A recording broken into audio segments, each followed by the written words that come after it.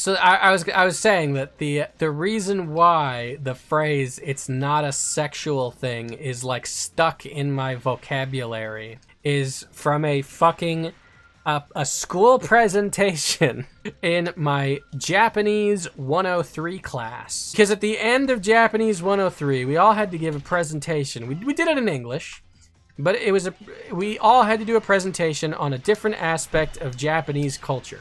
I did like yokai and shit. I really liked like spooky ghost stories and stuff.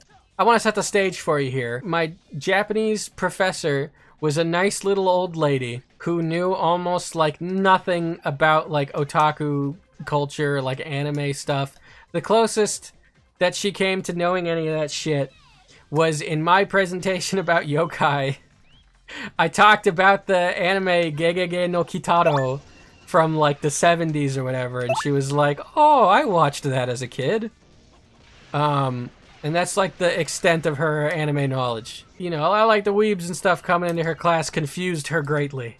This poor old lady. So, this fucking guy, who up until this point had basically been like, you know, keeping his head down. I didn't know much about this dude. I barely even remembered that this guy was in this class. You know, again, that's not being, like, not to, you know, be mean or whatever, but, you know, not too much of a presence, honestly. You know, it's that kind of person. I'm usually that kind of guy, so I'm not shitting on him or anything. Well, you know, you're probably gonna want me to shit on him in a minute, though. But this guy definitely made himself known at this point. I need to emphasize this part, okay? I need you to understand. I don't want to say this lightly. He did his presentation on the Japanese otaku subculture of lolicon. This was real. This was in a classroom setting, in a college classroom setting. This poor old lady teacher. So and you know, I'm just sitting there, and at first I'm like, where the fuck is he going with this? I don't like this, you know.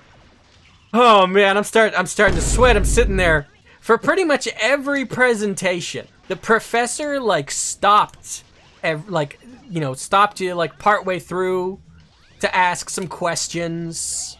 She didn't say a fucking word to this guy. He opens his presentation by like trying to set the stage himself. He was trying to illustrate to you the appeal of lolicon. There's a lot of this that I blanked out of my brain because I couldn't handle it. It's like, because when I watch like cringe videos and shit in real life, when I watch Foam Adventures, when I watch that Keyblade battle in the parking lot, when I watch these cringe videos, I have to pause. I can't sit through it all the way, but I was there in real life. I was watching it unfold. It was like being, you know, it's like the thing that they say about VR horror games. You can't just close your eyes. It's all around you. The lolly presentation was all around me. I couldn't turn it off. I couldn't pause the cringe video. I was in the cringe video. My brain treated it like it was like a fucking, like a traumatic PTSD event where I blanked out a lot of it. I still can't remember a lot of it right now, but I will never forget. I will never forget the way that he fucking opened that presentation. He opens the presentation with a picture of like a bunch of little anime girls at like a slumber party or something. And he says, "Now imagine, if you will, that your little sister is having a slumber party with all of her friends, and you're watching from the top of the staircase. And this is not a sexual thing. This is not a sexual thing. But you're watching them just because you enjoy the fun and the youthful experience that they're having. It gives you energy to watch these children frolic and play. This is not a... He kept on saying that. He kept on saying, this is not a sexual thing. This is not a sex thing. I just remember that poor girl sitting in front of me. She just slowly turned around and looked at me to, like, confirm that this was really happening. So she just turns around and she looks at me, and I just kind of like start nodding at her like, yes, this is real. This is happening. We're both seeing this. We're both watching this right now. But she slowly turns around, and then both of our immediate thoughts were, again, what the fuck does the teacher think of this? Because again, she's just this little old Japanese lady who, like, again, her extent of anime knowledge is Gegege no Kitaro from the 70s. She doesn't know what this shit is. She doesn't know what's happening in front of her. She can't comprehend these images. So we both just look at the teacher, and she's just stunned, with like her mouth slightly open, just stunned at what she's seeing. She does not stop him for the entire presentation to ask any questions. She does not stop him for any reason.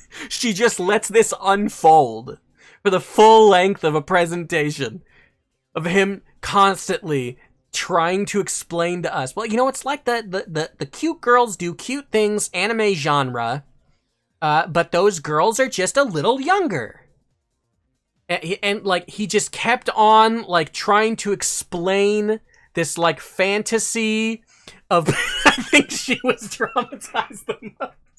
He kept on trying to explain this fantasy of being the fucking big brother, and you're watching your little Emoto from the top of the stair. That was, like, a big aspect of it, was, like, being this, like, voyeuristic observer on all this, like, not partaking, but just watching. And them being unaware that you're watching seemed like a really big part of it for this guy.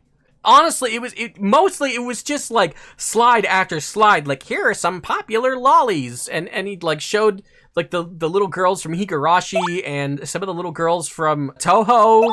And I think he like had a slide on the trope of the like 1,000-year-old demon lolly or something. So like, I still, to this day, it's like to like everybody that I know, that's like a permanent part of my vocabulary. It's not a sexual thing, okay? It's not a sexual thing, and that's exactly how you know it had to be a sexual thing for him. I'm gonna unpause now. Oh fuck, god damn it.